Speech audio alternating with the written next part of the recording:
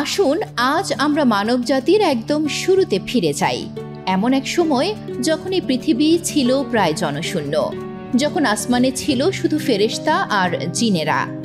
আজ আমরা জানব সেই মুহূর্তটির কথা, যখন আল্লাহ মহাবিশ্বের ইতিহাসে এক নতুন অধ্যায়ের সূচনা করতে যাচ্ছিলেন।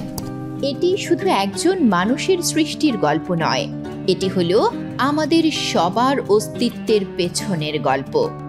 এটি হলো আমাদের আদি পিতা হযরত আদম আলাইহিস সালামকে সৃষ্টির সেই ঐতিহাসিক ঘোষণার কাহিনী। সবকিছুর শুরু হয়েছিল আল্লাহর এক ঐতিহাসিক ঘোষণা দিয়ে। আল্লাহ তার আরশকে ঘিরে থাকা নূরের তৈরি ফেরেশতাদেরকে ডেকে বললেন, আমি পৃথিবীতে আমার একজন খলিফা বানাতে চাই, তোমাদের কি মতামত? ফেরেশতারা যারা সবসময় আল্লাহর ইবাদতে মগ্ন থাকেন, তারা এই ঘোষণা শুনে অবাক হলেন।